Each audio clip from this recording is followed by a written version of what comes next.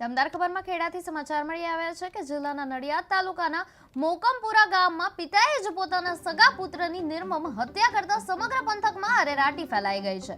Nadiad rural police સ્ટેશનની હદમાં બનેલી આ ઘટનામાં પારિવારિક કલેશ અને જૂની અદાવત હત્યાનું કારણ બન્યું હોવાનું સામે આવ્યું છે। આરોપી પિતાએ શેરડી નદીના કિનારે પુત્રના માથામાં જીવલેણ હથિયારના ઘા ઝીકી મોતને ઘાટ ઉતાર્યો હતો। મૃતકની પત્નીની ફરિયાદના આધારે પોલીસે હત્યાનો ગુનો નોંધી આરોપી પિતાની ધરપકડ કરી છે।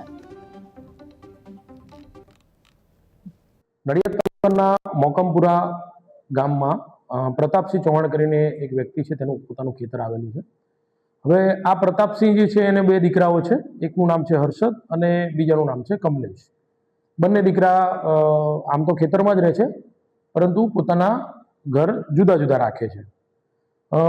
આજે કમલેશ છે એ ગત તારીખ 6/1/24 રોજ કુદરતી હાજતે ગયેલો અને ત્યારબાદ તેને હોસ્પિટલાઇઝ કરવામાં આવેલો અને હોસ્પિટલમાં ડૉક્ટરે તેને મૃત જાહેર કરેલો। આ બાબતે તેના પત્ની જે છે તારાબેન કમલેશભાઈ પ્રતાપસિંહ ચૌહાણ નાઓએ નડિયાદ તાલુકા પોલીસ સ્ટેશનની અંદર ફરિયાદ આપેલી છે।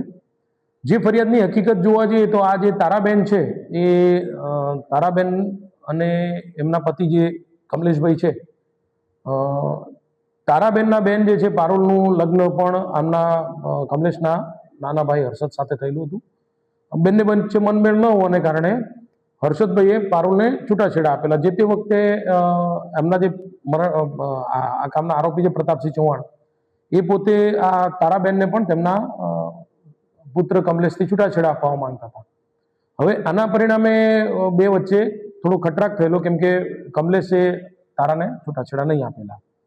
ત્યારબાદ આ પ્રતાપસિંહ અને તેના ભાઈ હિંમતસિંહ તે બંને વચ્ચે પણ જમીન બાબતે વિખવાદ ચાલતો હતો, જમીન વેચાણના પૈસા બાબતે, જેના કારણે પ્રતાપસિંહના સંબંધો આ હિંમતસિંહ સાથે તૂટી ગયેલા।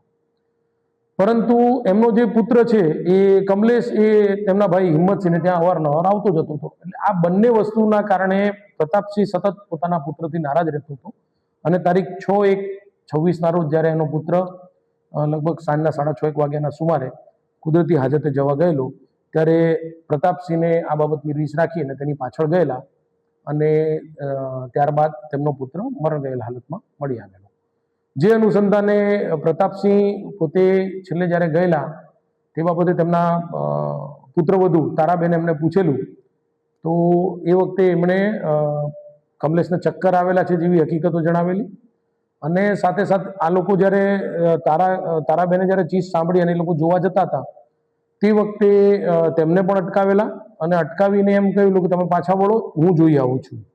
એટલે આ જે ઘટનાના કારણે તારાબેને થોડી વિગતવારની પૂછપરછ કરી ત્યારે એમને જાણવા મળ્યું કે એમના પતિના માથામાં કોઈ હથિયારથી ઘા મારવામાં આવેલા છે અને ત્યારબાદ તેમનું મરણ ગયેલું છે। જેથી આ પ્રતાપસિંહ ચૌહાણ પોતે તારાબેનના પતિ કમલેશભાઈની પાછળ ગયેલા હોય અને ત્યારબાદ તે મરણ ગયેલ હાલતમાં BNSની કલમ 103 મુજબની ફરિયાદ તારાબેને નડિયાદ પશ્ચિમ પોલીસ સ્ટેશન